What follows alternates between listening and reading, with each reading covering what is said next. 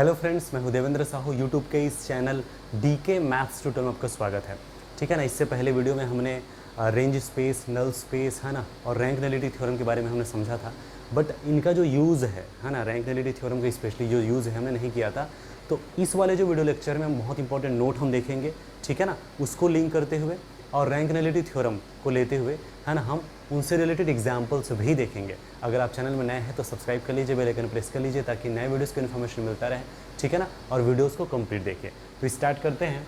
बहुत ज़्यादा important note है। एक चीज़ मैं क्लियर कर दूँ कि ये जो नोट है ना, यहाँ से आप रेंज स्पेस के बारे में इंफॉर्मेशन ले सकते हैं, उनके डायमेंशन के बारे में इंफॉर्मेशन ले सकते हैं। That means rank of T के बारे में जान सकते हैं। और रैंक ऑफ टी अगर पता चल गया तो रैंक नलिटी थ्योरम से आप जो है नलिटी भी निकाल सकते हैं। और रैंक और नलिटी को देख करके आप 1 1 बता सकते हैं टी के बारे में। नलिटी ऑफ टी 0 है तो टी 1 1, और अगर रैंक जो है कोडोमेन के डायमेंशन इक्वल है तो ऑन टू, तो 1 1 ऑन टू के लिए बहुत इंपॉर्टेंट हो जाता है रिजल्ट जो है। ठीक है, तो फोकस करना। Let V over F and videos और two vector spaces, suppose T from V और एफ टू वीडियोज और B linear transformation with dimension of V equals to n। Dimension of V हमारा n है, finite है। ठीक है, videos की dimension हो सकता है फाइनाइट, हो सकता है ना हो।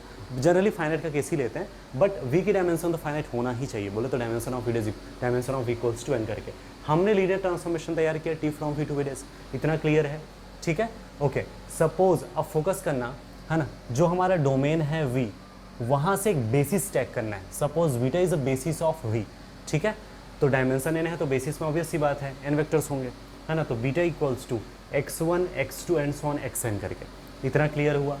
And so T of beta करूंगा तो टी ऑफ बीटा हो तो जितने भी एलिमेंट्स हैं उसमें पूरे इमेजेस हो जाएंगे। तो T of x1, T of x2 and so on T of xn। Result ये है कि ये जो टी ऑफ बीटा है स्पान करता है रेंज स्पेस को। बोले तो टी ऑफ बीटा स्पान्स, है ना, रेंज स्पेस ऑफ टी करके।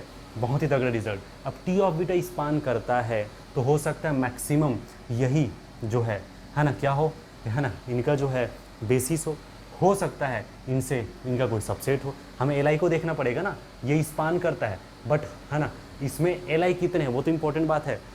हो सकता है n वेक्टर्स हैं, उसमें से n-1 एल आई वेक्टर्स होंगे। तो जितने एल आई होते हैं एग्जैक्टली उतने ही स्पानिंग में जो है पार्टिसिपेट कर रहे होंगे।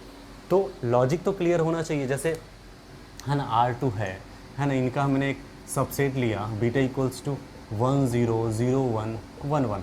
अपने को पता है ये इसको स्पान करता है। अब ये स्पान करता तो क्या इनकी बेसिस हो जाएगी? नहीं। तो हमें ये देखना पड़ेगा इसमें कितने एल आई हैं। ये एल आई हैं बस, तो जितने एल आई हैं उतने ही मेन हैं। ठीक है, तो largest L I smallest spanning देखा जाता है।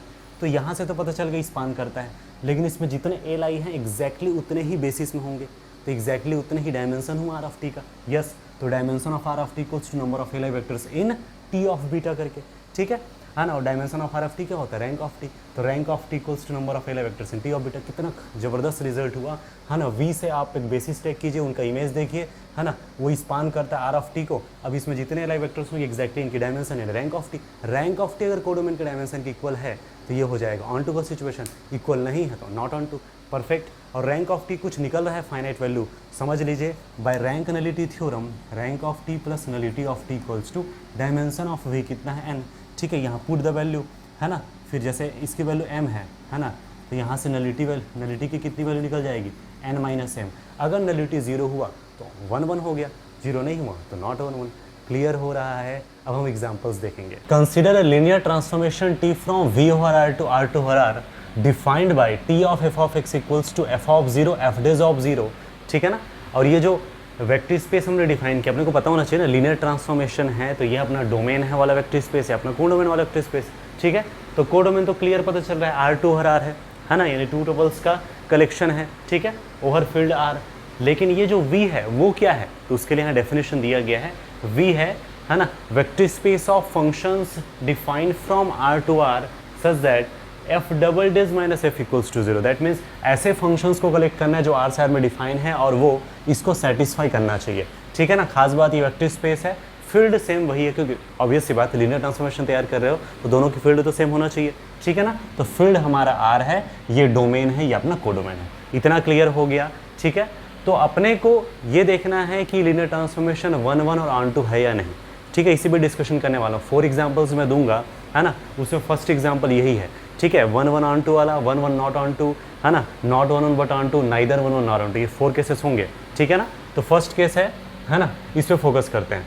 तो मैंने क्या बताया था, सबसे पहले जो भी आपका डोमेन है यहाँ से आपको बेसिस टैग करना है। लेकिन अब क्वेश्चन ये राइज होता है कि बेसिस आप कैसे टैग करेंगे, क्योंकि बेसिस टैग करने के लिए पहले तो पता होना चाहिए कि इसकी डायमेंशन क्या है, इसके बारे में इन्फॉर्मेशन पता होना चाहिए। इन्फॉर्मेशन तो समझ आ गया, बट इनकी डायमेंशन क्या है, ठीक है, कि जितनी डायमेंशन होती है एग्जैक्टली बेसिस में उतने वेक्टर होंगे। ओके, परफेक्ट है। तो इनका स्ट्रक्चर मुझे जानना है, ठीक है। तो वी के बारे में पहले फोकस करते हैं। हमें ऐसे फंक्शंस को कलेक्ट करना है जो R2R में डिफाइन है और इसको सेटिस्फाई करता है, यानी f double dash minus f equal to 0 को सेटिस्फाई करने वाले जितने भी फंक्शंस होंगे उसको कलेक्ट करना है। अब इनको सेटिस्फाई करने का मतलब यहाँ से f की वैल्यू जो निकल रही है वैसे फंक्शंस को कलेक्ट करना है। दैट मीन्स इनकी जो सॉल्यूशन निकलेगी, जो सॉल्यूशन वाली फंक्शन जो होगी ना, उन्हीं को तो कलेक्ट करना है। तो f double dash minus f equal to 0 जो है उस पर थोड़ा सा सोचिएगा, f double dash minus f equal to 0, ठीक है, या f double dash of x minus f of x equal to 0 ही मैं लिख देता हूँ। ये है क्या, है ना। अगर फोकस करें तो ये हमारा है D square Y by D x square minus, है ना, ये अपना y है। इतना क्लियर हो रहा है ना। ये हो गया D square Y minus Y, D square minus 1 into Y equal to 0। Differential equation थोड़ा सा आ गया है ना, बट बेसिक चीज़ है, ये तो क्लियर होना चाहिए, है ना।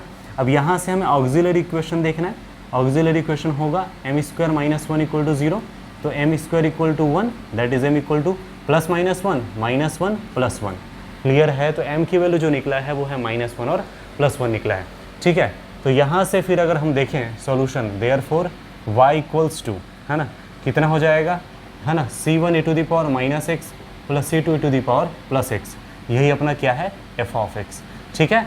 तो इनको सेटिस्फाई करने वाला जो फंक्शन है उसका जनरल फॉर्म ये है।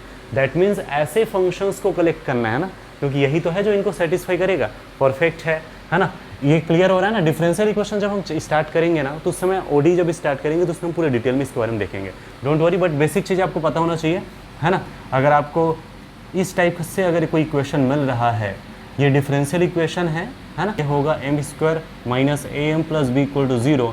फर्स्ट सिचुएशन ये हो सकता है, एम की जो रूट है ना, यहाँ पे जैसे अल्फ़ा बीटा है, दोनों रियल और अनइक्वल है ना। तो उस सिचुएशन में हमारा जो सॉल्यूशन होता है वो होगा c1 e to the power alpha X plus c2 e to the power beta X, ठीक है। जब m इक्वल्स टू अल्फ़ा का सिचुएशन होता है, दोनों इक्वल है, रियल है। इस सिचुएशन में y ऑफ एक्स इक्वल होता है c1, है ना, c1 plus c2 x into e to the power alpha x, ठीक है। ये सिचुएशन बनता है। और थर्ड वाले situation that is m equal to alpha plus minus i beta का situation, alpha minus i beta, alpha plus i beta. इस situation में y ऑफ एक्स इसी फार्मूला से बनता है ना, इसी फार्मूला से अब जब पूरा अलग से करेंगे ना, तो c1 ये हो जाएगा e to the power alpha x into c1 cos beta x plus c2 sine beta x. इस तरह का सिचुएशन आता है। ये सब चीज़ें आपको नोट कर लेनी चाहिए। इतना क्लियर हो गया, ठीक है। तो अब हम यहाँ से कंटिन्यू करते हैं। तो v equals to f of x के प्लेस पे क्या हो जाएगा, c1 e to the power minus x, ठीक है। ऐसे फंक्शंस को अपने को कलेक्ट करना है जो इस पैटर्न में है, ओके। और इसको सेटिस्फाई करता है, ऑब्वियस सी बात है, सेटिस्फाई करेगा। और जो c1 c2 है, फील्ड हमारा आ रहा है, आर से आ रहा है। क्लियर हो गया। तो फाइनली जो वेक्टर स्पेस V है उसका जो स्ट्रक्चर है समझ आ गया। अब इसको देख करके आपको क्लियर होना चाहिए, जो इसकी जो लीनियर स्पान जो होगा, ये किससे लीनियर स्पान हो जाएगा, e to the power minus x e to the power x से। हमें पता होना चाहिए इन दोनों से ये स्पान हो जाएगा, ठीक है। और ये भी क्लियर होना चाहिए e to the power m x e to the power n x are L I provided m not equal to n. ये -1 है, +1 अलग अलग है, और ये हमेशा क्या होते हैं, एल आई फंक्शंस। परफेक्ट है। दैट मीन्स ये हो गया बेसिस इसके लिए, ठीक है। तो फाइनली अब हम कंटिन्यू करेंगे उस रिजल्ट को कि first vector space finite dimension है, तो वहाँ से हम बेसिस टैग करते हैं, और बेसिस जो भी लेते हैं बीटा, फिर उसका इमेज लेते हैं, और जो इमेज होता है वो स्पान कर देता है रेंज स्पेस को, फिर वहाँ से रैंक आसानी से निकाला जा सकता है, ठीक है। तो फोकस करना, क्या हो जाएगा बीटा, तो यहाँ से t of beta equals to t of e to the power minus x t of e to the power x करके, ठीक है। बाय डेफिनेशन, है ना, एफ ऑफ एक्स है तो F of 0 F dash of 0, ठीक है। तो यहाँ पे एफ ऑफ एक्स के प्लेस पे E to the power minus X है, तो E to the power minus X पहले एज इट इज़, और फिर comma E to the power minus X का derivative E to the power minus X, ये होगा। और चूंकि यहाँ पे क्या रखा गया 0, तो यहाँ 0 0, तो क्या हो जाएगा E to the power minus 0 that is 1, और माइनस ये भी 1, तो 1 माइनस 1 हो जाएगा। ठीक है, सेकंड सिचुएशन, जब हमारा जो function e to the power x है उस सिचुएशन में डेरिवेटिव होगा e to the power x, ठीक है, कॉमा है ना, फिर से डेरिवेटिव करेंगे तो e to the power x ही आएगा। Normally e to the power x, उसका derivative e to the power x। अब x के प्लेस पे 0 रखिए तो क्या आ जाएगा 1, 1। क्लियर हो रहा है ना। तो इस तरह से आपको इतना तो समझ आ गया कि t ऑफ बीटा हमारा ये है। अब अपने को देखना है दोनों li है नहीं, ठीक है ना। Since t of beta spans range space r of t, ठीक है ना, therefore dimension of r of t equals to number of, इसमें चूंकि ये स्पान करता है r ऑफ t को, तो इसमें मैक्सिमम जितने li होंगे उतने ही इनके बेसिस में होंगे। तो फिर dimension of r of t क्या होता है, बेसिस में जितने होते हैं वही होता है, ठीक है। तो dimension of r of t equals to number of li vectors को देखना है, li vectors in t of beta. Perfect है, number of li vectors in t of beta. अब दोनों li है कि नहीं, सबसे बेस्ट ट्रिक है, जब भी 2 टपल 3 टपल का फॉर्मेट आता है ना, तो इसको आप मैट्रिक्स में कन्वर्ट कर लो। तो 1 -1 1 1, ठीक है, ये हो गया 1 -1, ये हो गया 1 1। अब इसका डिटरमिनेंट देख लो, डिटरमिनेंट अगर नॉन जीरो है तो इसकी रैंक 2 होगी, ठीक है। दैट मीन्स है ना, सिंपल सी बात ये है कि डिटरमिनेंट अगर नॉन जीरो है तो ये दोनों वेक्टर्स क्या होंगे, li वेक्टर्स होंगे। अगर जीरो आ गया तो एक दूसरे पे डिपेंड करता है, LD हो जाएगा, ठीक है। तो डिटरमिनेंट देखो 1 -1 + 1 1 + 1 2 not equal to 0, that is ये दोनों क्या है, li। तो dimension of r of t क्या हो जाएगा, number of li vectors in t of beta कितने हैं, 2, ठीक है। और यही होता है रैंक ऑफ t। तो रैंक ऑफ t मिल गया 2। अब कोडोमेन की डायमेंशन कितनी है, कोडोमेन की डायमेंशन है 2। परफेक्ट है, तो लिंक कर पा रहे हैं ना। तो कोडोमेन की डायमेंशन है 2, तो rank of t equals to 2 equals to dimension of r of r2, है ना। तो यहाँ से इंप्लाई कर गया t इज ऑन टू। अद्भुत, ठीक है। तो t ऑन टू हो गया है। 1 1 चेक करना है, तो 1 1 चेक करने के लिए अलग से नल स्पेस डिफाइन करो, फिर नलिटी, उतना देखने की जरूरत नहीं है। एक डेट आपको मिल गया बाय रैंक नलिटी थ्योरम, ठीक है। तो रैंक नलिटी थ्योरम अप्लाई करेंगे तो क्या हो जाएगा, बाय रैंक नलिटी थ्योरी या फिर सिल्वेस्टर्स लॉ करके rank of t plus nullity of t equals to dimension of domain जो आपका है v, ठीक है।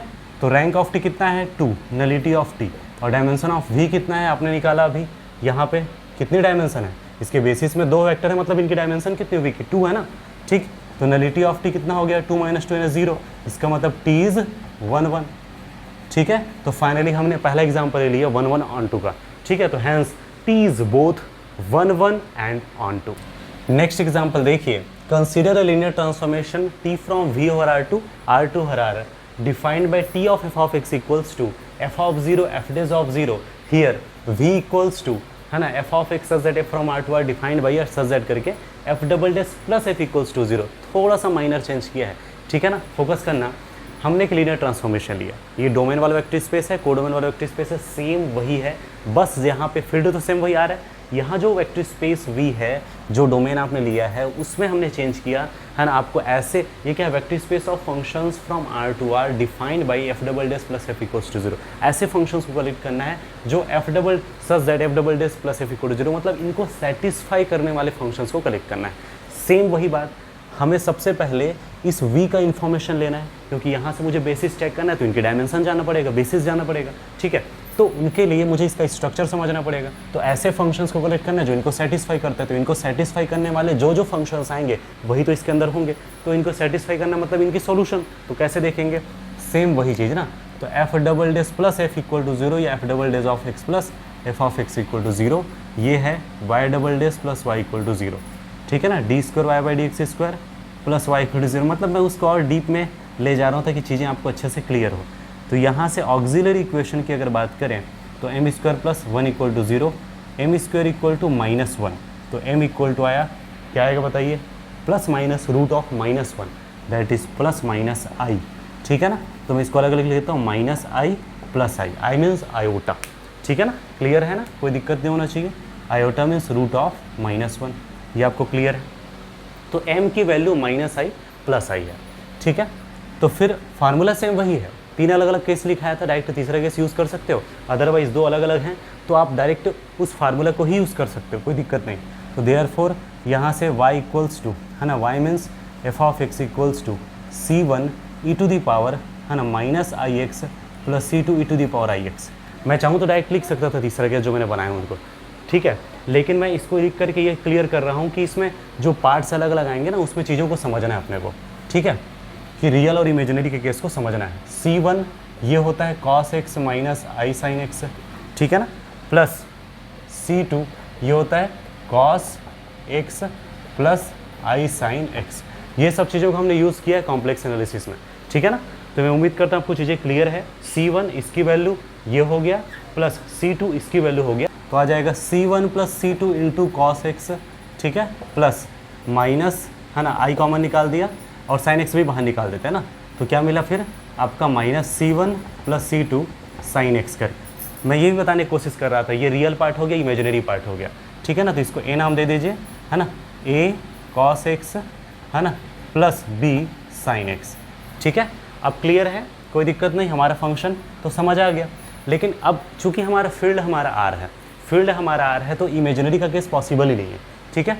अपने को पता है आई का भी जीरो होगा नहीं, साइन एक्स का भी इन जनरल जीरो होगा नहीं, तो इसमें C1 माइनस C2 को जीरो करना पड़ेगा, तो minus C1 plus C2 equal to zero, that is C1 equals to C2, ठीक है। और जैसे ही C1 इक्वल टू C2 होगा तो समझ लीजिए हमारा जो सिचुएशन है इसमें ये हो जाएगा आपका 2C1, C1 plus C1 2C1 हो गया, है ना, C2 इक्वल्स टू C1 है, तो ये हो जाएगा C1 plus C1 2C1 cos x, और ये हो गया पूरा जीरो। तो फाइनली हमारा जो f ऑफ x है, अब ये 2C1 क्या है, पूरा कांस्टेंट है ना, C1 की चॉइस तो आर्बिट्रेरी है, C इंटू कॉस एक्स ले लेते हैं। तो फाइनली हमारा जो भी फंक्शन आ रहा है, फील्ड जब R है इस सिचुएशन में f ऑफ x होगा C cos x है। ऐसे फंक्शंस का ये क्या होगा, कलेक्शन होगा जो वेक्टर स्पेस फॉर्म करता है over field f equals to R, ठीक है, क्लियर हो गया। तो बेसिस क्या है बताइए फिर, है ना, यहाँ से V हमारा स्ट्रक्चर है C into cos x such that C belongs to R।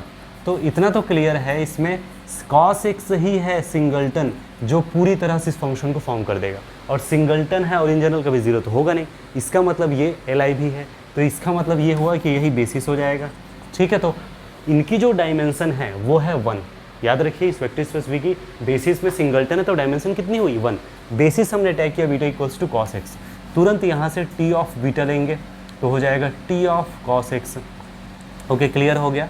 तो T ऑफ कॉस एक्स हो गया, है ना, अकॉर्डिंग टू द डेफिनेशन, है ना, f ऑफ x है तो f of 0 f days of 0, ठीक है। पहले तो इस, है ना, f of x cos x है तो इसका डेरिवेटिव हो जाएगा माइनस साइन एक्स, यानी कि cos x comma minus sine x के पैटर्न में है, और x की प्लेस पे रखना है 0, ठीक है।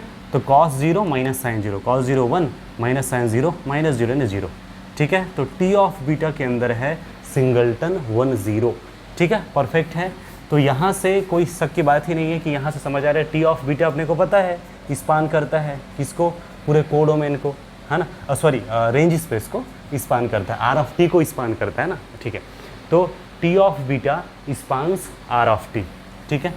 तो T ऑफ बीटा जो है स्पान करता है R ऑफ T को, इसका मतलब ये हुआ देयरफॉर, है ना, dimension of R of T equals to, है ना, number of Li vectors in T of beta, और एक ही तो है, यही बोल रहा था मैं, तो यही हमारा रैंक ऑफ T है, और कितनी है 1। अपने को पता है ये नॉट इक्वल टू 2 है, कोडोमेन की डायमेंशन कितनी है ना भाई, rank of T not equal to dimension of R2, और इसका मतलब होता है T is not onto, ठीक है ना, तो T ऑन टू नहीं है, ठीक है।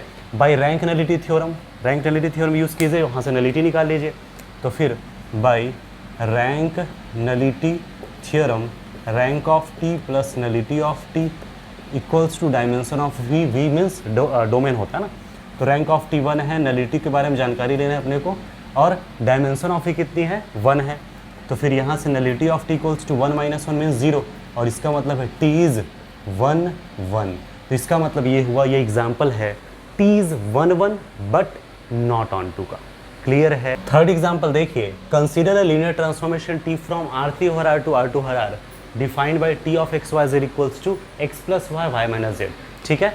तो ये अपना वेक्टर स्पेस डोमेन का काम कर रहा है, ये अपना कोडोमेन काम कर रहा है, याद रखिए R3 ओवर R, ठीक है ना, 3 टपल्स का कलेक्शन, और ये R2 ओवर R 2 टपल्स का कलेक्शन, ठीक है। 2 वेक्टर स्पेस है, इनके बीच में हमने लीनियर ट्रांसफॉर्मेशन तैयार किया है, ठीक है ना, देख सकते हैं 3 टपल्स के फॉर्मेट में, अब इधर जा करके वो 2 टपल्स में कन्वर्ट हो रहा है, ट्रांसफॉर्म हो रहा है ना।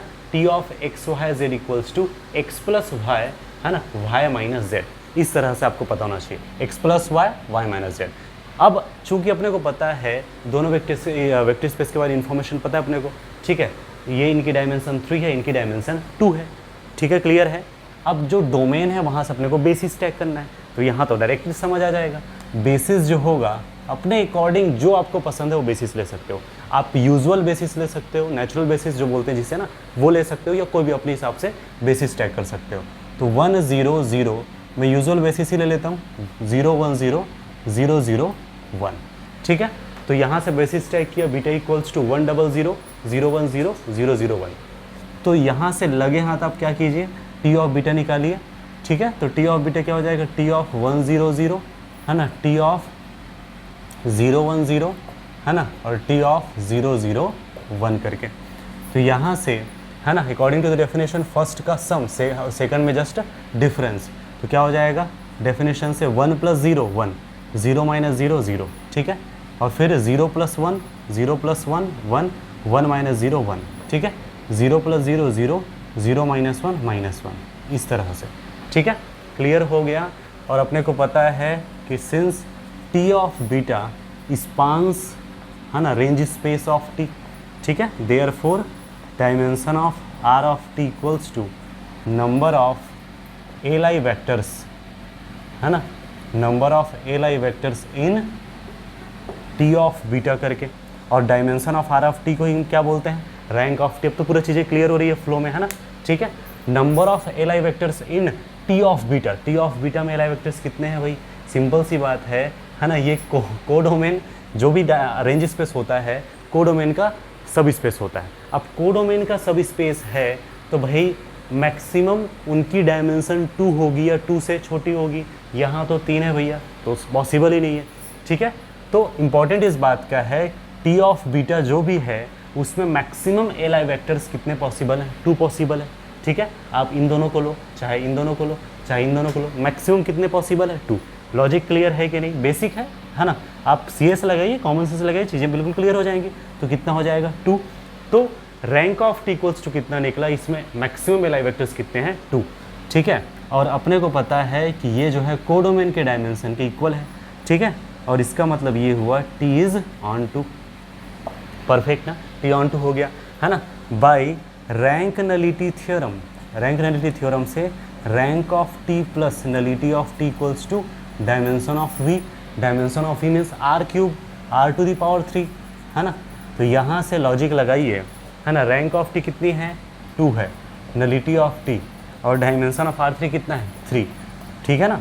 r3 की डायमेंशन तो 3 होती है, नलिटी कितना निकला फिर 3 - 2 यानी कि 1, नलिटी 1 है यानी कि not equal to 0, that means t is not onto, है ना, सॉरी नॉट 1 1, ठीक है।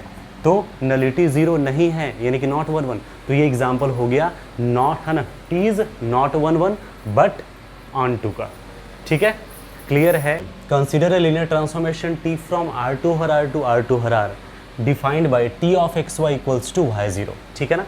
तो यहाँ पे डोमेन और कोडोमेन सेम मैं लिया हूँ, है ना, R2 हर R R2 हर R फील्ड R है, ठीक है ना। तो ये 2 वेक्टर स्पेसेस हैं, उस पर हमने डिफाइन किया कि लीनियर ट्रांसफॉर्मेशन किस तरह से, t of XY equals to Y0। तो इतना तो क्लियर है, इनकी डायमेंशन 2, इनकी डायमेंशन भी 2 है, ठीक है। अब मैंने क्या किया, जो भी डोमेन है वहाँ से एक बेसिस टैग किया बीटा इक्वल्स टू 1 0 0 1।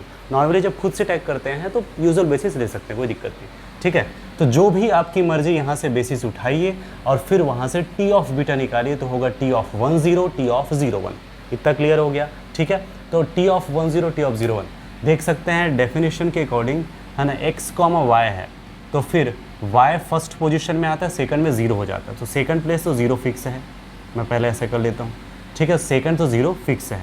अब जो सेकंड कोऑर्डिनेट है वो फर्स्ट में आ रहा है, सेकंड कोऑर्डिनेट 0 है, फर्स्ट में आ रहा है, सेकंड कोऑर्डिनेट 1 है, फर्स्ट में आ रहा है, क्लियर हो गया, है ना। A set containing 0 vector is always LD, तो ये LD होगा, ठीक है। तो उसमें जो LD जो प्रॉब्लम क्रिएट करे उसको हटा दो, तो कितना बचा, 1 ही LI वेक्टर है, ठीक है, सिंगल LI वेक्टर है, क्लियर हो रहा है। ऐसा लॉजिक लगाइए ना, इसको आप हटा दीजिए, सिर्फ एक ही है मैक्सिमम जो लीनियर जो है लीनियरली इंडिपेंडेंट है, LI वेक्टर, है ना। अपने को पता है since T of beta spans R of T, ठीक है। तो therefore dimension of R of T equals to number of LI vectors, है ना, इन टी ऑफ बीटा। तो कितना हो जाएगा, dimension of are of t means rank of t कितने हैं 1, ठीक है। और अपने को पता है कोडोमेन की डायमेंशन कितनी है 2, तो इसके इक्वल है क्या, नहीं, तो not equal to dimension of R2 करके, इसका मतलब हुआ T is not onto. Clear हो गया। Now by rank nullity theorem, है ना, rank of T plus nullity of T plus है ना equal to dimension of domain कितना R2, परफेक्ट है। रैंक ऑफ टी कितना निकाले हैं 1 प्लस नलिटी ऑफ टी कुछ डायमेंशन कितनी इसकी 2, तो नलिटी यहाँ से 2 - 1 1 कितना निकला 1, तो नलिटी 1 है, not equal to 0, that means t is not onto not 1 1, that means t is neither 1 1 nor onto. Perfect है। तो इसका मतलब hence this t is not 1 1 not onto, that is neither 1 1 not onto. तो ऐसे 4 example मैंने cover करा दिया है। इन चारों एग्जाम्पल को अच्छे से माइंड में सेट करो और भी अपने से एग्जाम्पल लेकर के देखिए, है ना, और क्लियर कीजिए इन कॉन्सेप्ट को। किसी भी तरह से डाउट निकल के सामने आता है बेझिझक कमेंट कर सकते हैं। तो फिलहाल आज के लिए इतना ही, है ना। अगर आप चैनल में नए हैं तो प्लीज़ सब्सक्राइब कर लीजिए, बेल आइकन प्रेस कर लीजिए, ठीक है, ताकि नए वीडियोज़ का इन्फॉर्मेशन मिलता रहे। और आप जितना अच्छे से इनको शेयर करेंगे उतना ज़्यादा इनका व्यूज़ आएगा, और ऑब्वियस सी बात है उनसे मुझे मोटिवेशन फील होगा, क्योंकि वीडियोस बनाने के लिए ना आपको कहीं ना कहीं उस पर आपको मेहनत करना पड़ेगा, उसके बाद आपको पूरा सेटअप करना पड़ता है। तो ऑब्वियस सी बात है मेहनत बहुत ज़्यादा है, तो बस इतना आप कर सकते हैं, ठीक है। अगर फ्री वीडियो प्रोवाइड किया जा रहा है तो इतना आप कर सकते हैं कि वीडियो को लाइक कीजिए, सब्सक्राइब कीजिए और कमेंट कीजिए और अपने फ्रेंड्स को शेयर जरूर कीजिए, ठीक है। तो फिलहाल आज के लिए इतना ही। Thank you for watching this video.